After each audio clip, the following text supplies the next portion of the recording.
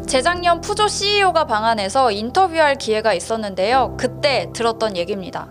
내연기관은 살아남을 거다. 디젤차 여전히 만들겠다고요. 근데 이거 전기차 시승기 아닌가요? 맞아요. 세계 주요 자동차 회사들이 너도 나도 내연기관과의 작별을 고하고 있습니다.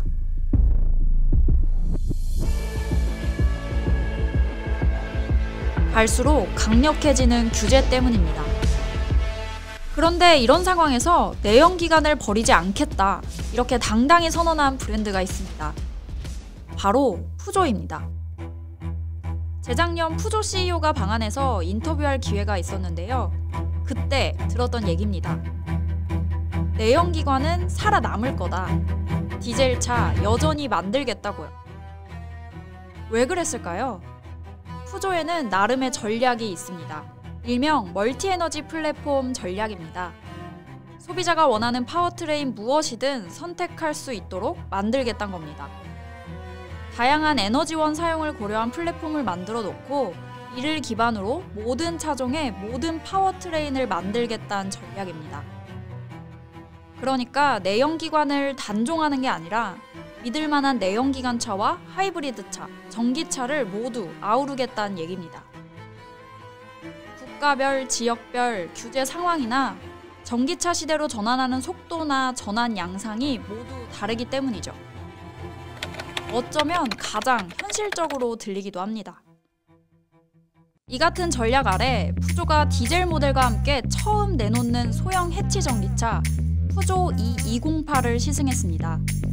작년 여름 이 2008과 함께 우리나라에 처음 소개돼 판매되기 시작했는데요. 7년 만에 완전 변경된 신차로 전기 동력까지 최초로 넣어 등장했습니다. 보통은 내연기관 모델이 전기차로 바뀔 때 디자인은 물론 주행 느낌 등 많은 부분이 바뀌기 마련입니다.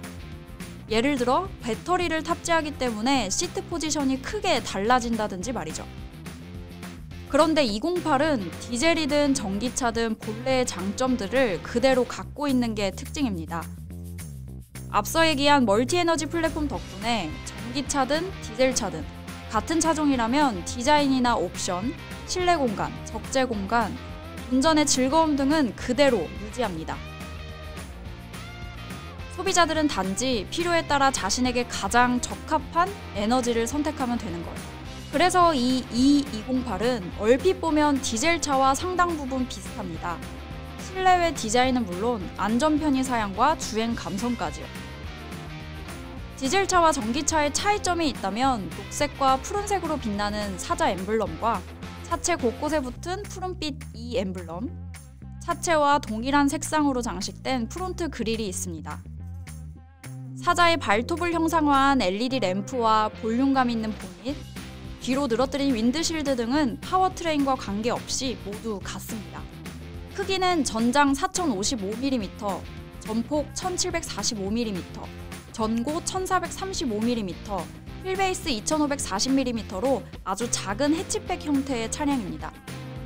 이전 세대보다 길고 넓어졌는데 그 크기는 현대차 베뉴와 비슷합니다. 이 208은 베뉴보다 전체 길이는 15mm 길고 휠베이스는 20mm 깁니다. 전폭과 전고는 모두 베뉴보다 작습니다. 가장 큰 차이라면 역시 에너지원입니다. 이 208은 50kW 배터리를 탑재하고 있고요. 복합 주행거리는 244km입니다. WLTP 기준으로는 340km지만 국내에서 인증을 받으면서 28%가량 줄어들었습니다. 보통 수입 전기차들이 우리나라에서 인증을 받을 때 15%에서 20%가량 줄어드는데 그보다 조금 더 줄었죠? 그런데 실주행을 해보니까 인증 주행거리보다는 더 많이 달리겠구나 싶었습니다. 특히 막히는 도심에서 출퇴근하는 동안엔 주행거리가 쉽사리 줄지 않았습니다. 물론 계기판상 나타나는 수치에 약간의 오차는 있겠지만 조금만 연비운전을 하거나 회생제동 모드를 최대로 사용할 수 있는 B모드로 두면 그 효과는 눈에 띄게 나타납니다. 시승차를 받은 이틀간 출퇴근과 외근에 이 208을 이용했습니다. 지금 이 차의 주행 가는 거리는 252km입니다. 인증받은 1회 충전 주행 거리가 244km인데 지금 현재 그것보다 조금 더 많이 탈 수 있다고 나와 있어요.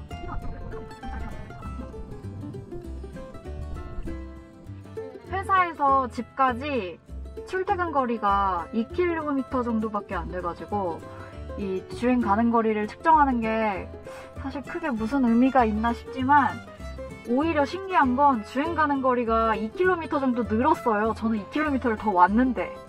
그래서 출발할 때는 252였는데 지금은 254km입니다.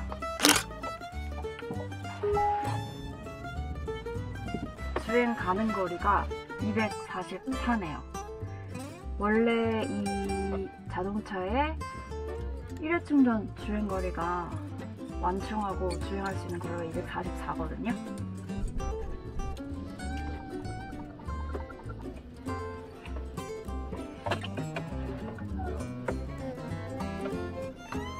(250km로) 마무리. 지금 안암동에서 여기 답심리까지 왔는데 아까 242였는데 244가 됐어요. 안 줄어요. 늘어난 거 아니야? 늘어났어? 계속 늘어나요, 타면. 운전 되게 잘하나 보다. 아, 연기운전이요? 회생제동의 전문가인가 보다. 그렇게 봤나 봐요, 제가. 246이 됐어. 저 주행거리 아니야 혹시? 주행 가는 거리. 이상한데. 아까 전에 아침에 워커힐을 왔다 갔다 했거든요. 다른 행사가 있어서. 그래서 약 16km를 움직이는 동안 주행거리는 216km가 됐습니다. 남은 주행 가는 거리가 216이 됐다는 거예요. 제가 출퇴근할 때보다 조금 더 많이 줄어든 이유가 막 더워가지고 에어컨 막 세게 틀고 했더니 살짝 영향을 미친 것 같아요. 더 주행거리에. 처음 받았을 때가 거의 250km대였잖아요. 근데 지금 164km까지 줄었습니다. 어제 밤에 이제 이 차의 주행컷을 찍는다고 회사 일대에서 경희대 쪽을 갔다가 해화 쪽에 갔다가 광화문 쪽을 지나서 이제 그 강변북로를 타고 이제 서울숲 쪽으로 가는 그런 코스였는데 거기 이렇게 쭉 왔다 갔다 하면서 지금 총 164km가 됐어요. 네, 지금 다시 188km로 늘어났어요. 이게 어떤 영향일까?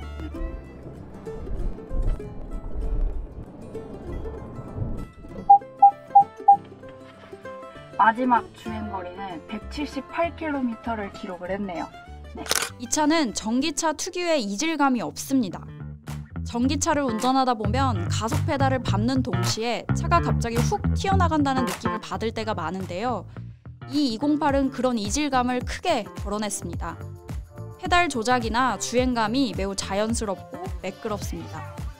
주행하면서 가장 인상 깊었던 점은 승차감과 운전의 즐거움입니다. 소형차인 것을 감안하면 충격이나 흔들림이 크지 않은 편인데요. 보통 작은 차를 탈 때 요철이나 언덕을 넘으면 몸을 찌르는 충격이 크게 올 때가 있어요. 근데 이 208은 같은 상황에서 꽤나 부드러운 편입니다. 또 빨리 달리는 느낌, 치고 나가는 느낌보다는 민첩한 움직임 덕분에 운전의 즐거움이 크게 느껴집니다.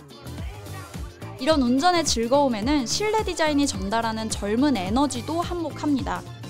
푸조만의 아이콕핏이 눈에 띄는데요.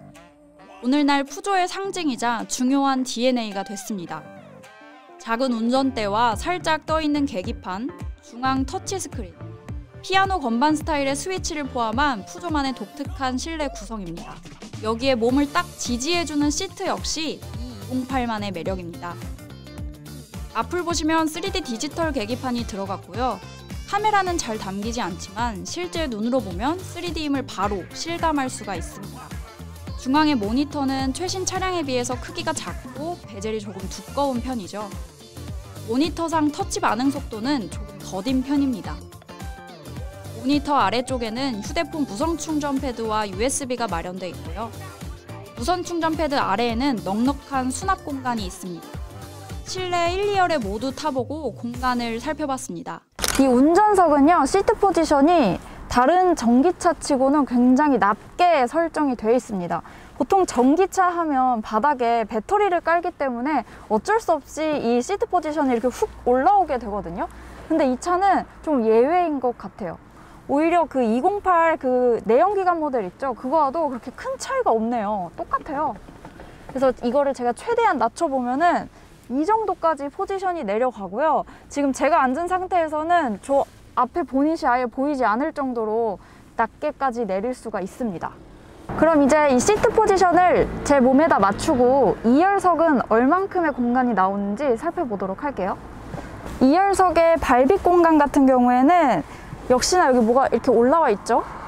아무래도 뭐 배터리나 이런 것들이 깔려 있기 때문에 나타나는 부분인 것 같은데, 그럼에도 제 발등 같은 경우에는 여기 안에 쏙 들어가는 정도로 공간이 나옵니다. 근데 아마 운동화를 신거나 하면은 완전히 발을 쑥 집어넣기에는 조금 무리가 있을 것 같고요. 그리고 무릎 공간 같은 경우엔 제 주먹으로는 3개가 나오는데, 사실 이게 저한테만 3개지 보통 이제 성인 평균 체형의 남성분들이 앉으면 무릎 공간이 한 주먹 1개에서 2개 정도 나오는 것 같더라고요. 그래서 그렇게 참고하시면 될 것 같고, 머리 공간 같은 경우에는 저는 한 주먹 1개 반 정도 나오거든요. 그래서 만약에 키가 조금 더 크신 분들이라면은 뭐 1개나 반 개 정도 좀 낀다 싶을 정도로 자리가 조금은 부족할 것 같아요. 시트의 크기나 이런 것들은 그래도 어느 정도 무릎 끝까지는 아니지만 꽤 작은 차치고는 잘 받쳐주는 편입니다. 208은 그의 유럽 최고의 차를 뽑는 유럽 올해의 차에도 꼽힐 만큼 나무랄 데 없이 예쁜 디자인과 주행성, 상품성을 갖췄습니다. 꼭 주행거리를 앞세운 요즘 전기차들과 비교하면 이 208의 주행거리가 좀 너무 부족한 것 아니냐 이렇게 걱정하시는 분들도 계실 텐데요. 일상에서 도심 위주의 주행을 하는 분들이라면 충분히 만족하면서 재미있게 탈 만한 차가 아닌가 싶습니다.